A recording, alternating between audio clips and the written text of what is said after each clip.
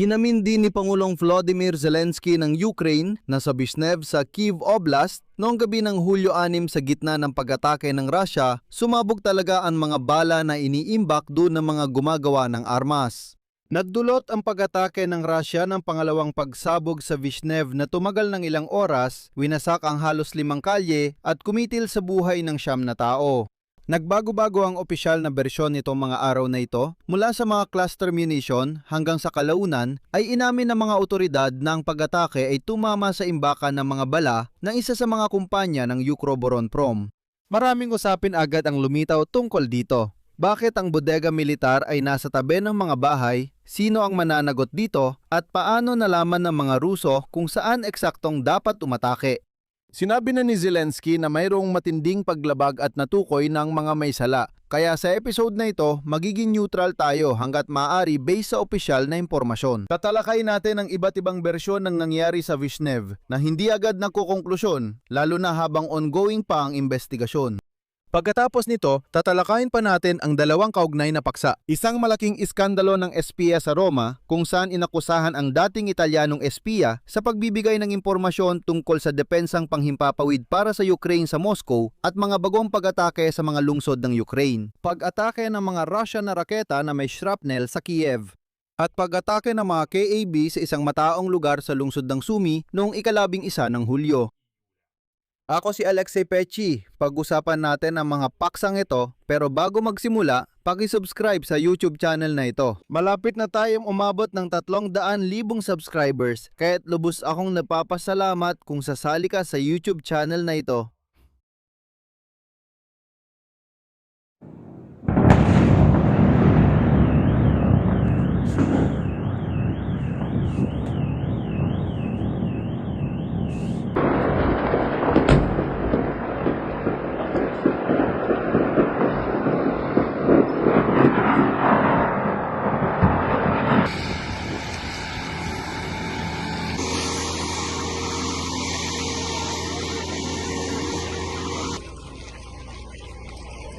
Simulan na natin.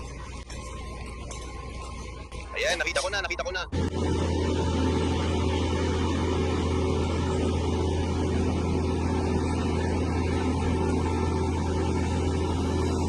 Sino sa Ukroboronprom at may hawak ng aling mga posisyon ang sa kasamaang palad, nagpahintulot na ang mga imbakan ng armas ay nasa Vyshnev. Bawal ito ayon sa batas at desisyon ng punong himpilan.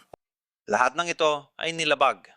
Kilalang mga particular na opisyal, malinaw ang posisyon ng Estado at bawat isa sa kanila ay dapat managot sa makatarungang paraan. Ang mga pinuno ng dalawang kumpanyang pag-aari ng Estado ay kumilos laban sa batas, laban sa desisyon ng punong himpilan at laban sa mga opisyal na tagubilin. Sinusuri ng investigasyon ang mga gawain ng mga pakalawang pinuno na responsabale sa seguridad. Meron ding ibang mga opisyal na ang mga kilos at desisyon ay susuriin din. Kaya inalis ni Pangulong Volodymyr Zelensky ng Ukraine noong 11 ng Hulyo ang lahat ng misteryo tungkol sa insidente sa Vyshnev, rehiyon ng Kyiv. Pero pag-usapan natin ang lahat ng ito ng sunod-sunod. Noong gabi ng Hulyo 6, naglunsad ang Russia ng malawakang pag-atake sa Ukraine gamit ang mga drone at missile mula sa himpapawid, lupa at dagat. Ayon sa opisyal na datos, napabagsak ng air defense ng Ukraine ang 363 na target mula sa 470. Gayunpaman, naitala ang pagtama ng 29 na ballistic missiles at 18 attack drones sa 34 na lokasyon.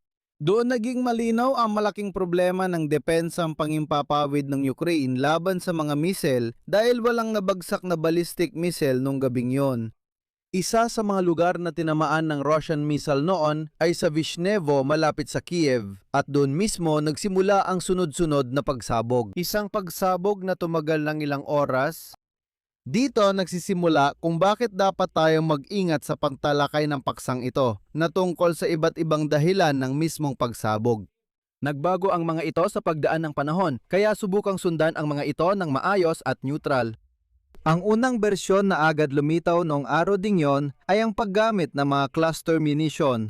Sa mga unang oras, ang opisyal na pahayag ng mga otoridad ay nagsasabing posibilidad ang mga sekundaryang pagsabog. Ito ay mga hindi sumabog na elemento matapos ang pag-atake ng Russia. Tulad ng binanggit ng mga Ukrainian na media, ang mga cluster munition ay itinuturing na isa sa mga pinakamalamang na dahilan ng matagal na pagsabog. Sa social media, naitala ang malalakas at may pagkaantalang tunog ng pagsabog, karaniwang katangian ng submunition. Kasabay nito, inuulit ko, walang opisyal na kumpirmasyon o pagtanggi mula sa mga otoridad tungkol sa bersyong ito nung panahong yon. Ang pangalawang bersyon, ito ay ang bodega ng mga bala. Halos agad ding lumitaw ang alternatibo sa bersyon ng submunisyon. At heto, isinulat ni kinatawang bayan Mariana Bezuglaya sa Telegram na tinamaan ng mga Ruso ang bodega ng mga bala. Pero halos agad ding binura ni Bezuglaya ang post na ito, nananatili lang sa mga catch. May kahawig ding bersyon na itinuring ding posible ng Wall Street Journal. Ipinahiwatig doon na ang mga sumunod na pagsabog ay posibleng dulot ng pagdetonate ng mga nakaimbak na bala sa bodega. Ang naging dahilan ng pagdududa sa bersyon tungkol sa mga cluster munition ay ang ipinakitang lakas at uri ng mga pagsabog sa mga video ng mga saksi na hindi karaniwan para sa mga cluster munition. Dahil sa hindi tugma ang opisyal na pahayag at ebidensya, nagpasya si Pangulong Volodymyr Zelensky na imbestigahan ang insidente. Iyon man lang ang sinabi sa pribadong WhatsApp group na ginagamit ng opisina ng presidente para makipag-ugnayan sa mamamahayag, kung saan paminsan-minsan ay sumasagot si Pangulong Volodymyr Zelensky sa voice message. Kung hindi ninyo alam, oo, mayroong ganitong pribadong WhatsApp channel kung saan nagkakaroon ng komunikasyon sa pagitan ng mga mamamahayag at ng opisina ng presidente.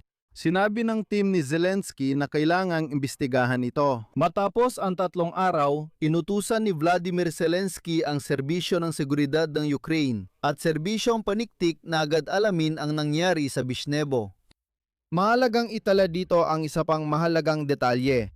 Ang opisyal na kinatawan ng General Staff ng Armed Forces ng Ukraine na si Dmitry Lihovy ay nagsabi noon na ang pasilidad kung saan naganap ang mga pagsabog ay hindi pag-aari at hindi sakop ng Armed Forces ng Ukraine. Ipinapaalala rin niya na may utos mula sa punong komandante na bawal maglagay ng imbakan ng bala malapit sa tirahan ng sibilyan. Ibig sabihin, sa maagang yugto pa lang ay binigyang diin na ng mga militar na hindi nila saklaw ang pasilidad na yon. At totoo rin ito para walang manipulasyon dito. Makalipas ang ilang araw, diretsong tinukoy ng mga otoridad ng Ukraine ang pasilidad. Ayon kay Zelensky, base sa ulat ng Serbisyo ng Seguridad ng Ukraine, Ministry ng Seguridad, Panloob na Kagawaran at Opisina ng Pangkalahatang Tagausig, sinabi niya na sa Vishnev ay may bodega ng bala ng isa sa mga negosyo ng Ukробranprom na tinamaan ng kalaban. Tinawag niyang napakakilabot ang sitwasyon. Ayon sa bersyon ng investigasyon na inilahad ni Pangulong Zelensky, ang mga namumuno ng 2 kumpanyang pag-aari ng Estado ay kumilos laban sa batas, laban sa pasya ng Stavka ng kataas-taasang punong komandante at sa kanilang mga tungkulin, kaya pinayagan nilang mailagay ang bodega ng mga bala sa Vishnev. Sa kasamaang palad, maaring mauwi sa masama ang kwentong ito para sa Ukraine dahil ito rin ay paglabag sa UN Convention na nagbabawal maglagay ng mga bodega ng bala sa loob ng mga pamayanan o malapit sa mga tirahan. Diretsang sinabi ni Zelensky CP na yon iniulat ni SBU General Major Poklad ang unang resulta kung sino at anong posisyon sa Ukробranprom ang sa kasamaang palad pumayag mailagay ang mga bodega ng armas sa Vishnev. Dahil sa trahedya, nagbukas ng kasong kriminal at inianunsyo ni Pangulong Zelensky ang mga sisibakin sa pwesto. Ayon sa kanya, pananagutin ang mga may sala at magkakaroon ng mga pagbabago sa mga tauhan sa loob ng Ukробranprom. Inatasan din ni Zelensky ang malawakang pagsusuri sa mga kaparehong pasilidad sa buong bansa. Sinabi niya ng SBU at iba pang tagapagpatupad ng batas ay dapat suriin din ang ibang katulad na kumpanya. Dapat palakasin ang mga panloob na proseso ng kontrol sa Ukробranprom. Ayon sa opisyal na datos, ganito ang lawak ng pinsala. Ayon sa impormasyon na kagawaran ng pag-unlad ng mga komunidad at teritoryo, sa Vishnev, 280 na mga tirahang bahay ang nasira. 253 ay pribado at 27 ay mga apartment building. Batay sa Kyiv Regional Military Administration, siyamang namatay at 12 ng katao ang nasugatan. Ang pamahalaan ng Ukraine ay naglaan ng mahigit 3 bilyong hryvnia mula sa reserbang pondo para sa pagtugon sa mga epekto. Mahigit 500 residente ang inilikas.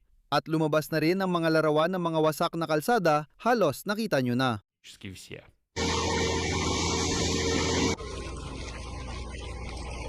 Itutuloy.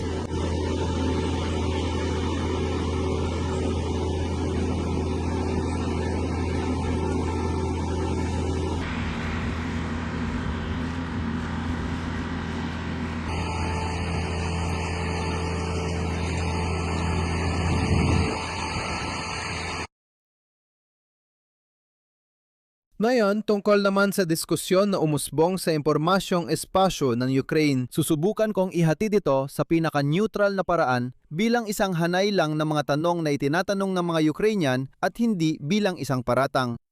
Ang unang tanong ay tungkol sa matagal ng suliraning sistemiko. May mga personalidad na nagsabing ang trahediya sa Vyshnev ay hindi lang dahil sa pag-atake ng Russian Federation, kundi naging daan din para talakayin ang matagal ng problema ng Ukraine. Sa mga lungsod, ang mga delikadong bodega, mga militar o industrial na pasilidad ay nanatili sa loob ng mga pamayanan sa loob ng maraming taon at sa paligid ng mga ito ay nagsulputan ang mga pribadong bahay, matataas na gusali, kalsada, infrastruktura at iba pa. At ang punto dito, hindi ito matatawag na krimen. Simpleng namuhay lang ang Ukraine ng walang digmaan at lalong hindi naman nila balak makipagdigma. Kung noon, nung panahon pa ng Unyong Soviet, ang isang military warehouse ay nakatayo sa labas ng syudad, malayo sa mga pamayanan. Sa paglipas ng panahon, lalo na nung panahon ng kasarinlan ng Ukraine, lumaki ang mga lungsod at unti-unting sinakop ang mga bodega na ito na sa loob ng maraming taon ay basta na lang nakatiwangwang. Dapat tayong maging objektibo, hindi naman nagamit ang mga yon. Nang sumiklab ang digmaan, lumabas na ang mga bodega militar ay nasa loob na ng syudad, hindi na hiwalay. Dito galing ang panawagan ni Zelensky na i-audit ang bansa para malaman kung saan pa may ganitong pasilidad sa residential area. Pangalawang tanong para sa counterintelligence. Paano nalaman ng kalaban kung saan eksaktong tatama? Itinataas ng ilang military experts ang isyong ito na inihahambing sa mas naunang insidente. Halimbawa, binanggit ang dokumento ng korte tungkol sa insidente noong 2025 kung saan tinamaan ang pansamantalang imbakan ng bala sa isang pabrika sa Kiev. Киевских заводов, где Ayon sa mga materyales ng kaso, bukod sa mga bala para sa maliliit na armas, nakaimbak din doon ang mga bala para sa malalaking kalibre na tinukoy sa dokumento bilang paglabag sa mga patakaran ng kaligtasan.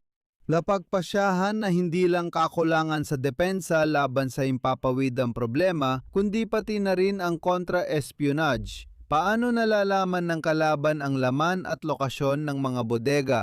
Pero ulitin ko, ito ay isang bersyon at paraan lang ng pagtatanong at hindi pa napatunayang katotohanan.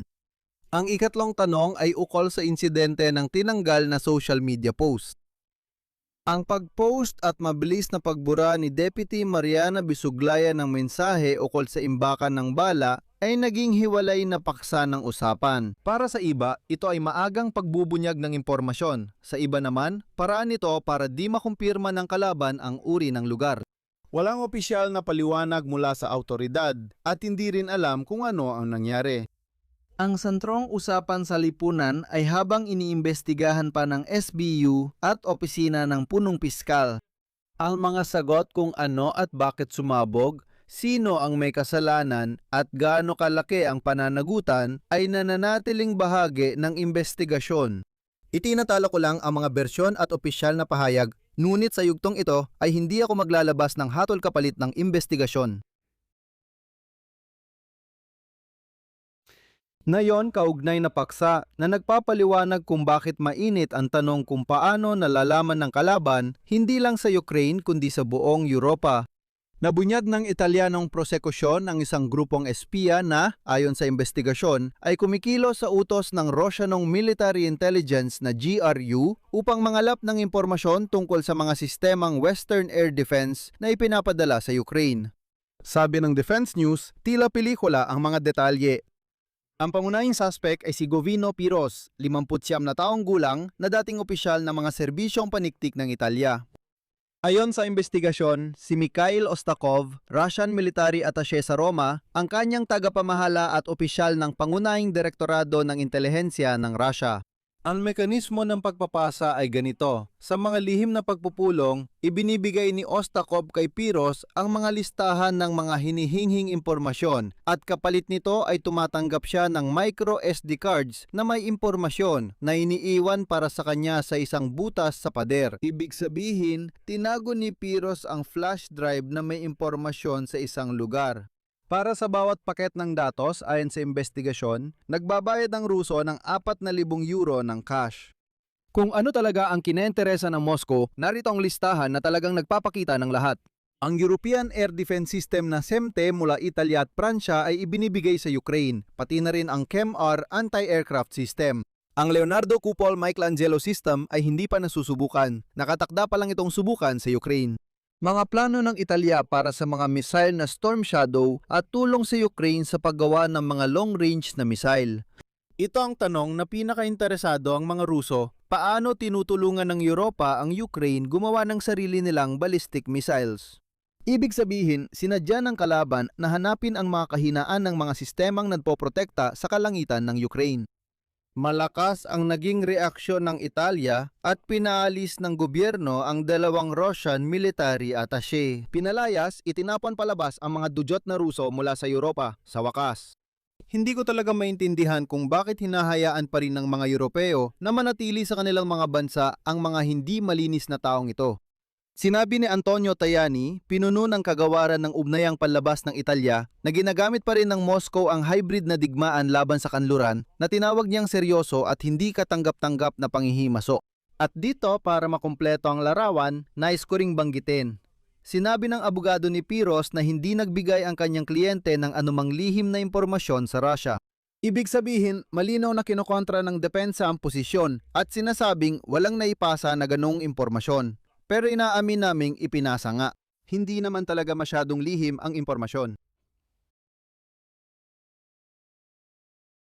Ang ikatlong paksa ay ang tuloy-tuloy na pag-atake ng mga Ruso sa mga lungsod na sa gitna ng mga ito umiigting ang lahat ng pagtatalo tungkol sa depensa.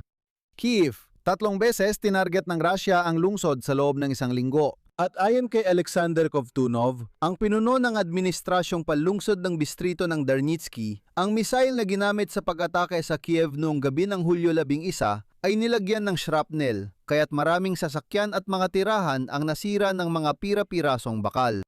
At talaga namang milagro ang nagligtas dahil nung oras ng pagsabog ay halos walang tao sa kalsada at wala ring mga tao sa tabi ng mga bintana, kaya't naiwasan ang pagkakaroon ng mga nasaktan. Habang pinag-uusapan ng Kiev, mas matindi ang paghihirap ng Sumay. Ayon sa ulat ng pinuno ng administrasyong militar ng reyon ng Sumay na si Oleg Grigorov, noong 11 ng Hulyo, 2 ginabayang bombang panghimpapawid ng Russia ang tumama sa isang mataong lugar kung saan naroroon ang mga sibilyan. May mga sasakyang dumadaan, gumagalaw ang pampublikong transportasyon, sa madaling salita, normal ang takbo ng buhay sa lungsod. Sa mismong sentro ng isa sa mga pagsabog ay napabilang ang kalsada at ang hintuan ng sasakyan, kung saan syempre may mga tao. Ilang tao ang namatay, kabilang ang isang bata, at 12 ng katao ang nasugatan. Partikular na binanggit na ngayong linggo, ayon sa sinabi ni Ministro Mikhail Fedorov, ang sitwasyon ng seguridad sa mismong reyon ng Sumay ay lubhang lumala. Pinalawak ng Rusya ang paggamit ng mga drone na uri ng Molnya, FPV na may fiber optic at mga ginagabayang bombang panghimpapawid na kanilang iniuhulog mismo sa karaniwang mapayapang lungsod. Magbigay tayo ng buod. Para sa Vishnevoye, ang opisyal na larawan sa araw na ito ay ganito. Tinamaan ng atake ng Rusya ang imbakan ng mga munisyon ng kumpanyang Ukробronprom na ayon sa investigasyon ay inilagay ng may mga paglabag malapit sa mga tirahan. Binuksan ang kasong kriminal, inanunsyo ang tanggalan at magkakaroon ng pambansang inspeksyon sa mga katulad na pasilidad. Kasabay nito, may mga tanong. Ano ang sumabog? Bakit malapit sa mga bahay ang pasilidad at paano pinili ng kalaban ang target? Nasa investigasyon pa ito at hindi namin sadyang inuunahan ang investigasyon na yon. Kasabay nito, ipinapakita ng iskandalong espiya sa Roma ang kasigasigan ng Moscow sa paghahanap ng kahinaan ng kanluraning depensang panghimpapawid para sa Ukraine. Ang mga bagong pag-atake sa Kiev at Sumy ay napapatunay kung bakit mahalaga ang depensang panghimpapawid na ito. Kaya ang usapin ng proteksyon, pisikal at pangimpormasyon ay napakahalaga ngayon para sa Ukraine. Abangan ko ang opisyal na resulta ng investigasyon sa Visnevoy at ibabalita ko ito dito sa YouTube channel. Batay ito sa mga katotohanan, hindi hinala. Kaya mag-subscribe na sa YouTube channel na ito, malapit na tayong umabot sa 300,000 subscribers. Isulat ninyo ang inyong opinyon at mga konklusyon sa mga komento sa ilalim ng episode na ito, mag-like at pindutin ang kampanilya. Yun lang po, ingatan ninyo ang inyong sarili, paalam sa lahat.